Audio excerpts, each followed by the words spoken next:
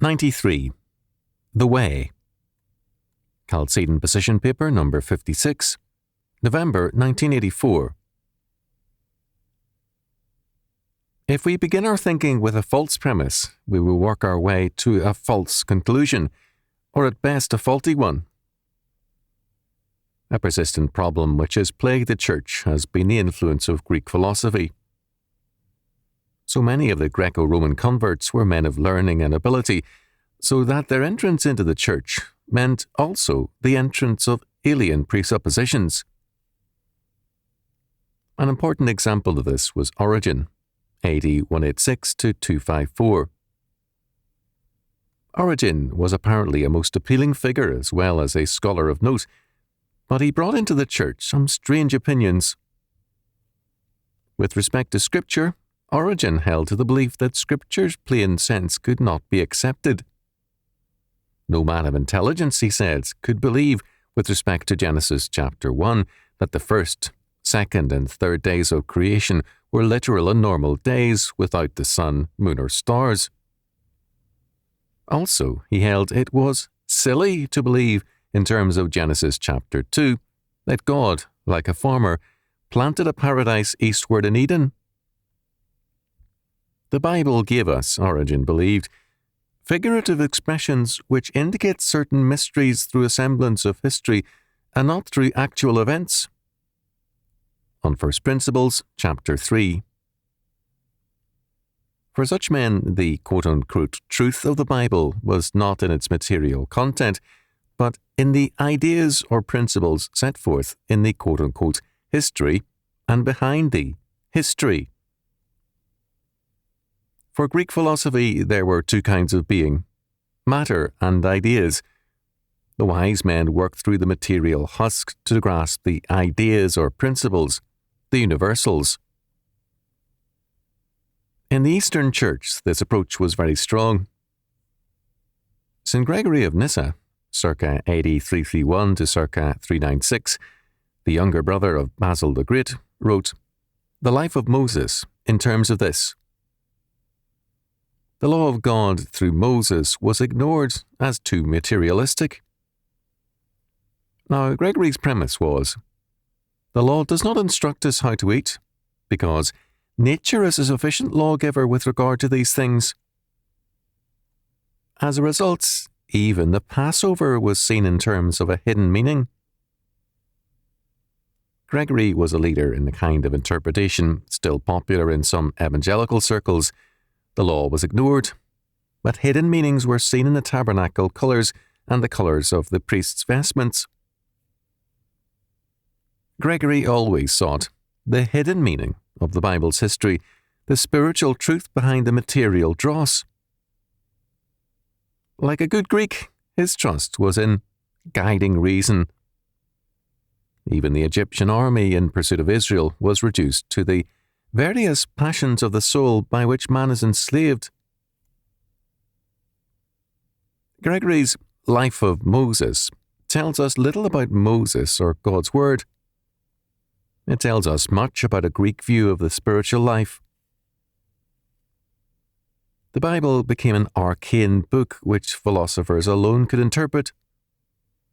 It was a book which revealed hidden meanings which only the elite minds could penetrate.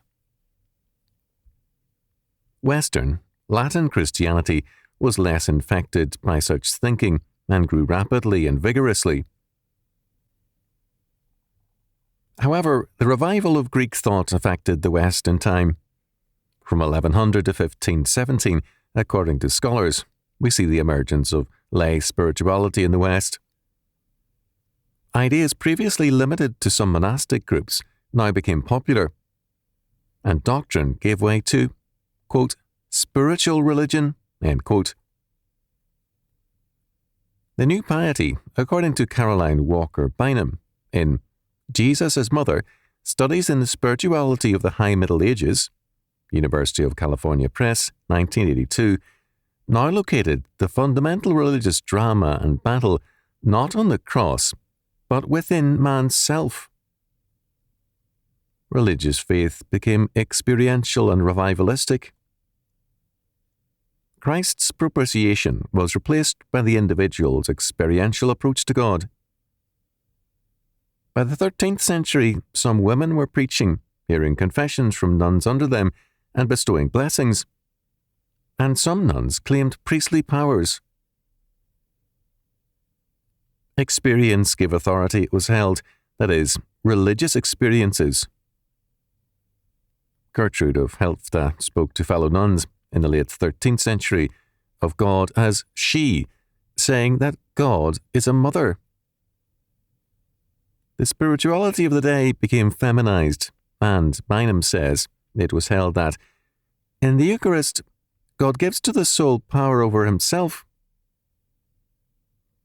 In Gertrude's writings, Bynum noted there is no reference to a cosmic war between good and evil, little attention to the devil, and little sense of an ontological rift in the universe created by the fall and knit up in some way by the resurrection. The medieval church was destroyed in part by spiritual religion, by a shift from Christ and his finished work to man and his spiritual experiences.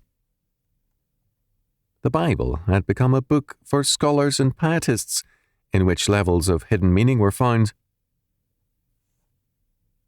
The Reformation stressed the Bible in its historical and doctrinal meaning, and the results were explosive. However, all too soon, the Greek influence was revived. In England, the Puritan power was quickly undermined by the Cambridge Platonists and their spiritual religion. The Anglican William Gurnall, in The Christian in Complete Armour, saw life as a perpetual inner struggle and inner quest for experience. Gurnall lived and died in a critical period of history without ever making a stand for anything. He was irrelevant to his times, and thus to the faith. What passes for Protestantism today very often has closer ties to Gregory of Nyssa than to the Reformers. Of late, many fine persons speak eloquently of restoring the principled approach to education, the Bible, and politics. They are echoing Origen and Gregory of Nyssa. Principles are abstractions. They are ideas we see as, quote, basic, end quote, to something and which we formulate as though the goal of thinking is an abstraction. However well-intentioned, this method is anti-Christian. The focus of Scripture is on Jesus Christ. He is not an abstraction nor a principle, but God incarnate. Our focus cannot be principles or ideas, abstractions, but incarnation. Our calling is to incarnate God's law word in all our being, our education, politics, family life, economics, arts and sciences, and all things else. The principled approach is a retreat, not an advance. It overlooks the incarnation instead of building on it. It returns to a Greek universalism instead of seeing the unity of the universal and the particular in Jesus Christ and the triune God. History requires the incarnation because history is God's handiwork. History moved to Christ's incarnation, now moves to our incarnating his law word in our lives and in all the world, and to his coming again. Because God's history requires the incarnation and its mandate for us, when Christians turn aside from their task, others assume it. And for Christians, with the wealth of God's law word and the power of the Holy Spirit to go after the purely spiritual Greek fleshpots is insanity. The result has been antinomianism and irrelevance on the part of the Greeks in our pulpits. Others have assumed the task of incarnational work. In 1835, David Friedrich Strauss published in Germany his work, The Life of Jesus. Its effect was revolutionary in more ways than one. Strauss divided the Jesus of history from the Christ of faith. The Jesus of history was a Palestinian peasant of whom we know little or nothing, except that he made such an impression on his time and place that all kinds of sayings, miracles, and events were attached to him, and he was called divine, although the real Jesus was none of these things. Thus far, Strauss had no new statement of great importance. What was important was that Strauss gave expression to a Hegelian philosophy which he related to the idea of Christ. As Marilyn Chapin-Massey in Christ Unmasked, The Meaning of the Life of Jesus in German Politics, 1983, points out, European intellectuals for over a century had been affirming that humanity should replace Christ as the true divinity. Strauss saw the Jesus of history as a primitive forerunner of the idea of the true Christ, the human species, so that humanity is the union of the two natures, God become man. This quote-unquote God was Hegel's spirit and nature, working blindly to find expression in an evolving culture. For Strauss, the biblical history was not true, nor was it important. It is the ideas or principles behind that history which are true.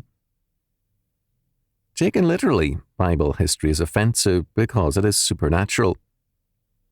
If things happen in the biblical manner, which Strauss did not believe, they could not be divine, because the truly divine is the truly natural, working in the evolving natural process.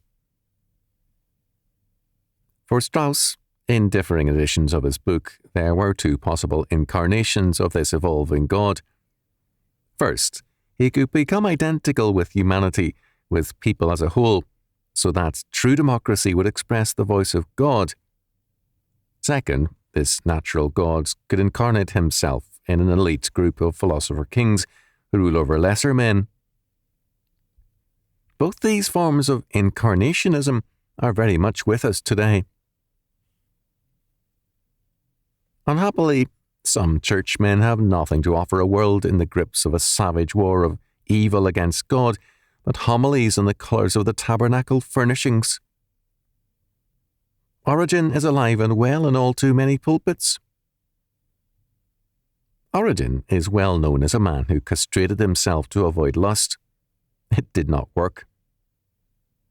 Antinomians have cut themselves off from the power of God and think they have gained thereby. Origen said, "Who will dare to say that the word of God is of no use and contributes in no way to salvation, but does no more than tell of events that happened in the past and have no relation to us?" Here was the key.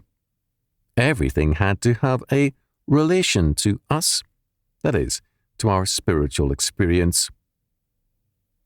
Now, the many chapters on the construction of the tabernacle, Exodus chapters 25 to 40, deal with the past, but not our present situation or experience. For the sons of Origen, these chapters on the tabernacle must be spiritualized, and books have been written and many sermons preached on their esoteric meaning. But what does the Bible tell us in Exodus chapter 25 to 40?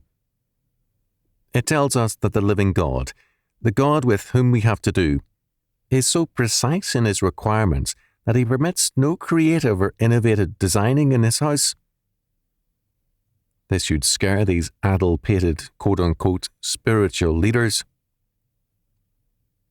The God who is so exacting and precise about his house will never permit innovative ethics, symbolic theology, or creative churchmanship. This is no God to trifle with by using our imagination to come up with new meanings. David saw that he could not fight God's battle in Saul's armour, nor can we. Gregory of Nyssa, in his account of Joshua and the spies, cites the bunch of grapes brought back by the spies and suspended on wood as typical of Christ on the cross, and his blood as the saving drink for those who believe. Gregory excelled in this kind of imaginative symbolism, and he brought no small intellectual power to the task.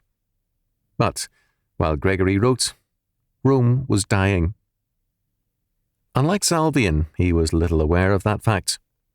He wrote the life of Moses in the early 390s, when Rome had not long to live. Not surprisingly, he wrote for monks who had withdrawn from the world. They believed in Aristotle's doctrine of virtue as the mean, not Scripture's view of virtue as faithful obedience to the law word of God. His great debt was to Plato, with whom he sought truth in abstractions. But Jesus Christ declares, I am the way, the truth, and the life. No man cometh unto the Father, but by me. John chapter 14, verse 6. Jesus Christ is a person, not an abstraction, a principle, or an idea, and he declares that truth is a person, himself. We cannot seek after abstractions and be faithful to Christ. He alone is the way, the truth, and the life.